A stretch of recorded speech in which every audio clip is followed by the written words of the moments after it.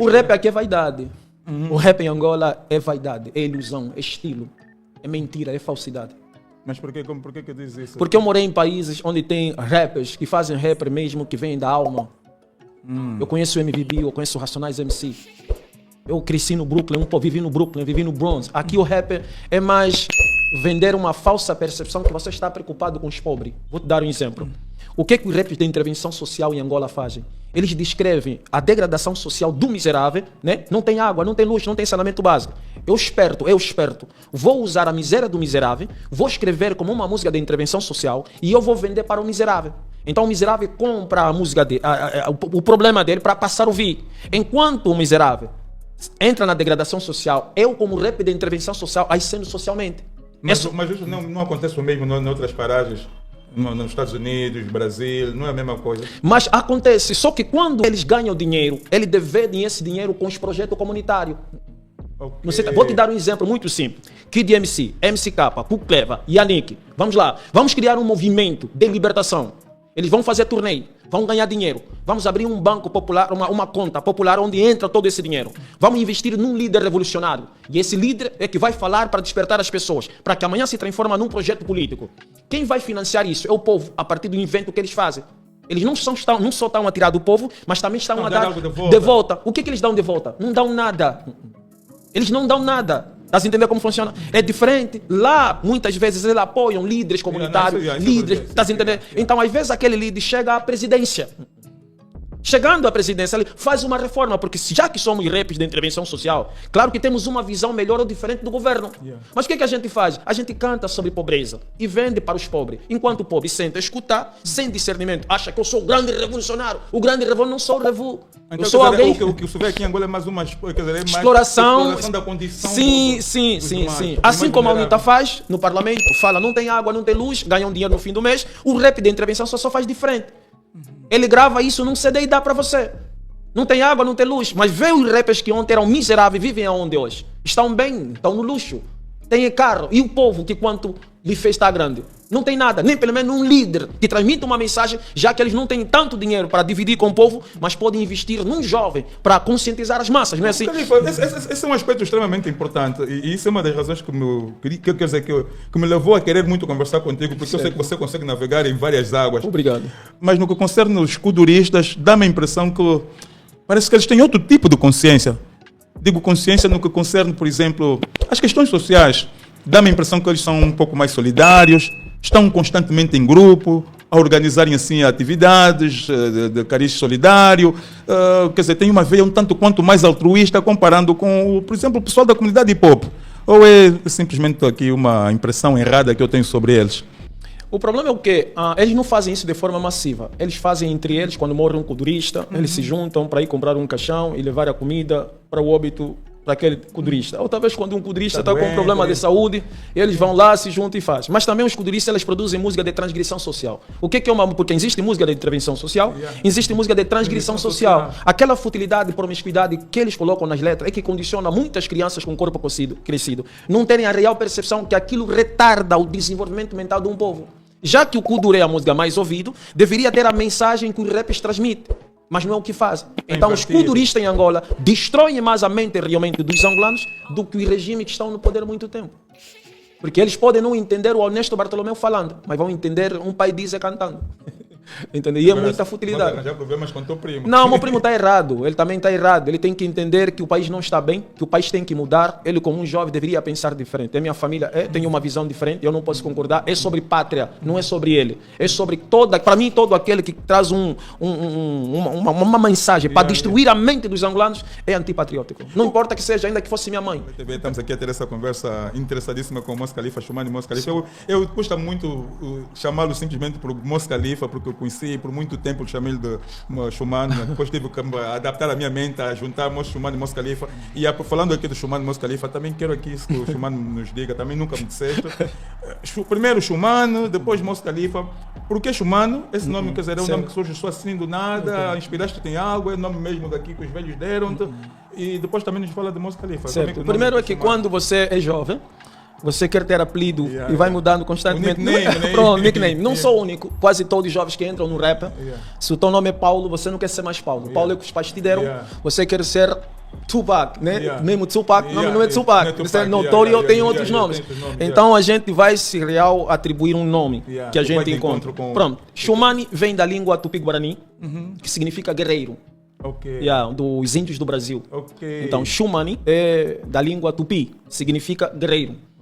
Como os raps gostam muito de ler, Yeah. então eu encontrei esse nome no dicionário Yeah. e pronto, me atribuí esse nome. Primeiro, fácil de se pronunciar, então eu fui carregando esse nome enquanto estava a fazer o rap da intervenção só. Como eu também sou escritor, né, escrevo os livros, não sei o que, vi que não poderia lançar os livros com o nome de Shumani. Yeah. Agora, o Moshi Khalifa, por isso é que eu faço uma abreviação, Mos Khalifa é Moshi. Yeah. Moshi é que a minha avó gostava de me chamar na lavra. Moshi. Moshi. Moshi vem de Moshi, Yadi, Tatu, Queen, Samangua. Quer dizer, vontade, 1, 2, yeah. Então, Moshi vem de Kimbundo, é o que a minha avó me chamava, Moshi. Yeah. Pronto. E o Khalifa é quando eu me auto-atribuí. Me auto-atribuí o Khalifa por quê? Porque eu vi... Califa é árabe, não é? Ou não? Sim, Califa é árabe, mas árabe também é língua de negros, dos berberes. Sim, não, então também Sim, para pronto, saber, pronto. assim, Porque a muitas origem. pessoas pensam, não, o Califa direcionam já os mestiços que hoje estão na Arábia Saudita. Yeah, Não esquecem que aquela parte no início da humanidade era mesmo negro. sim, E o árabe era uma língua que os negros falavam, porque árabe também é língua de negro. Yeah, isso é O verdade. negro tem essa habilidade de produzir diversidade linguística, consoante o tempo os brancos se apoderam. Yeah. Então, Califa eu me auto-atribuí, porque quando eu percebi que o nome que me deram no registro não é nome da minha mãe, não é nome do meu pai, não é nome dos meus bisavós, mas é nome dos brancos. Nome de escravo. Entende? Nome Então, forçado, sim, imposto. imposto. Então eu entendi. O que é ser um objeto? Objeto é tudo aquilo que realmente o ser humano compra. Por exemplo, se o Mano Vuns quiser comprar uma casa, aquela casa vai estar no teu nome. É como se fosse tua propriedade. Então, como é que se os brancos já se foram, os brancos já morreram, como é que até hoje ainda continuam a ser propriedade de quem já morreu? Sim, porque os nomes Certo. eram dados consoante a propriedade. Ou Certo, seja, certo. O dono, Você- o dono ok. dava o nome dele nos seus escravos. Seus escravos. Por exemplo, você, meu escravo Manuel. Yeah. Pronto, a partir dali, o teu filho, o teu neto tem que ser Manuel. Yeah. Então, onde é que está o nome do meu Ou bisavô? seja, é uma geração, quer dizer, uma linhagem de que Certo. pertencer um só homem. E esse homem já morreu. E eu analisei, se esse branco já não está vivo, E nós para já nos estamos amedrontar, supostamente independentes. sim, Nós para estamos nos independentes. amedrontar, se nós tirar o nome, vai nos bater. Como é que a gente não consegue se desfazer desse nome de escravidão? Continuamos, Paulo, Antônio, Manuel, João, Francisco. E muitas vezes de forma inconsciente com muito orgulho. Eu carrego o nome do meu pai. Não, você não carrega o nome do teu pai, porque o teu pai realmente foi condicionado a absorver aquilo que não lhe pertence. Aí estão dos aspectos da Privatização mental. Está entendendo? Então eu Yeah. cheguei a um senso de compreensão. Eu disse: não, meu nome agora é Moshi, a minha avó me atribui, me dava, e Califa, que eu me auto-atribuí vindo de uma consciência profunda. E o que significa califa? Califa significa gerente. Ok. Gerente por- Ou seja, autogerente. Ou seja, você Se autogerenciar-se, entender? A autogerenciar-se. partir de uma consciência Yeah, yeah. constante. Califa. Yeah, Agora, autodeterminado, foi. o nome Kambamba é mesmo da família É da dos meus família, pais. ok. Yeah, então eu tenho Moshi Kambamba Califa. Monstro, Cambamba, Califa, bem olhado. Agora, o nome que realmente tem no documento eu não gosto de falar porque até ainda não me pertence. Yeah. Eu, para mim, aquilo não tem importância. Yeah, nós temos que passar por um processo verdadeiramente revolucionário. Certo. Eu também estou na mesma situação. Califa, já que estamos a falar de Mos Khalifa, do nome, há aqui um aspecto que é extremamente importante. Desculpa só, mas até tenho Não, fala à eu vontade. tenho um filho que tenho muita alegria, que eu até o registrei, mas quando lá no Brasil pediram o meu documento, né, Yeah, o de documento Angola, com o nome de escravo. o nome de escravo, falaram, eu disse, não, o meu filho não vai levar esse sobrenome que está aqui. A senhora disse, não, então não vai ser registrado. Eu disse, não, tudo bem, ele vai registrar realmente sem a minha presença. Fomos embora, eu e minha esposa, porque também minha esposa é bem consciente, Yeah, consoante o yeah. tempo. Falei, vamos embora, fomos para casa. Eu disse, amor, vai você sozinha. Escrevi o nome, Malik, M, Malik, Califa. Malik Califa. Eu vou morrer, mas a minha geração Yeah. vai levar Vai Califa. Califa. O que importa eu já deixei. Yeah. Entre Califa, Não, Califa. porque nós temos que encontrar uma forma de quebrar, porque Certo. senão, geração após geração, eu acho que não há maior independência do que a independência da mente. Ô, Califa, falando aqui da questão do nome, as tuas origens, já falamos aqui um pouco das tuas origens, mas também tem a questão da tua fé religiosa, se assim podemos considerar. Mas estávamos aqui também a olhar para esta questão das ameaças, criar aí adjetivos pejorativos sobre a tua pessoa. O Califa é muçulmano. Às vezes é fácil dizer eu sou muçulmano, mas muita gente não consegue às vezes entender como é que um angolano torna-se muçulmano. Principalmente no caso do Mos Khalifa. Se for, por exemplo, agora, que temos aqui muitos muçulmanos, vai ser fácil entender, mas para um angolano que saiu daqui numa altura em que não tinha, era raro ver pessoas islâmicas, tornou-se muçulmano fora do país e não num país árabe, no Brasil. Certo. Como é que o que levou o califa a tornar-se muçulmano? Muito bom, Master. Como eu disse, eu perdi o pai muito cedo. Nunca fui orientado por um pai, nunca vi o rosto de um pai. E a minha mãe muito jovem, você sabe, tinha que curtir, coitada. Então me entregou para minha avó. E a minha avó nunca frequentou a igreja. Nunca foi numa igreja para cantar, louvar. Minha avó não vai. E eu perguntava, mamãe, por que você não vai na igreja? Ela disse, não, eu vi os brancos na época a fazerem coisas muito duras. Não gosto da igreja dos brancos. Minha avó falava assim. Outras minhas irmãs frequentavam, meus irmãos frequentavam, minha mãe frequentava, mas a minha avó não gostava. Então eu, como era o neto favorito dela, estava sempre com ela na lavra. Isso é uma das razões que levou a nunca pisar em nenhuma igreja em Angola. Então fui crescendo sem ter a mínima compreensão sobre o Criador do Universo.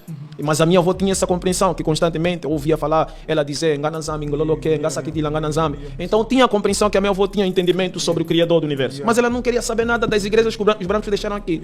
Pronto, crescendo, quando eu tive já uma idade elevada, sozinho mesmo, parei e a partir da leitura, fui lendo Malcolm X, fui lendo outros livros, fui refletindo, analisando. E eu ouvi a palavra Islã pela primeira vez no livro do Malcolm X. Ouvindo essa palavra, eu disse, não, vou tentar saber o que é isso, por quê? E uma vez tinha um seriado que passava realmente no Brasil, chamava Oz, que era uma prisão americana, e tinha lá um homem que era muçulmano, um americano, e nessa prisão havia uma rebelião, né? E ele foi o único que conseguiu conter a rebelião, o governador não conseguiu, então chamaram ele, Said, tenta conversar com os gangsters na cadeia. Ele foi, falou apenas poucas palavras, e os gangsters pararam de fazer rebelião dentro da prisão. Então o governador, né, lhe disse, olha, nós vamos te sortar pelo bom feito que você fez. Ele disse, não, eu cometi um erro, eu tenho que terminar de pagar o meu erro. Eu disse, uau, como é que um homem desse tipo está ali dizer para sair e ele não quer sair? Quero ficar ali. Que tipo de religião é esse que incentiva um ser humano a pagar pelos seus próprios erros? Se estão a me dar a oportunidade de sair assim. Então aquilo me afetou. Falei, que religião é esse que faz um ser humano pagar por um crime que já estão ali perdoar? Ele disse, não, eu não vou sair. Eu não fiz isso para vocês me liberar. Fiz isso como tenho habilidade para fazer. Pronto, a partir dali comecei a pesquisar o Islã. Ninguém falou para mim o Islã. Ninguém veio até mim me converter. Nunca, nunca. Não, nenhum ser humano, nenhum árabe, nenhum angolano. Eu até sou o primeiro angolano, talvez, no Brasil, a ser muçulmano. Se você ir no Brasil hoje, todos os angolanos que estão lá muçulmanos passaram nas minhas mãos. Eu que orientei. Eu fui o primeiro angolano a se converter ao Islã. Depois de 4 anos de ler, leitura, estudar, e não só estudei o Islã, comecei também já a estudar o cristianismo, estudar o budismo, estudar o ateísmo, comecei a estudar até o agnosticismo, maçonaria, tentar entender tudo. E eu encontrei um senso lógico no Islã. Foi dali quando eu fui na mesquita cheguei, sentei e comecei a ouvir. 2 anos mais só ouvindo, para querer entender. E quem pregava era um senhor do Sudão, Abdul. Depois de 2, 3 anos eu disse, olha, já há 7 anos de estudo, eu falei, olha, eu quero ser muçulmano.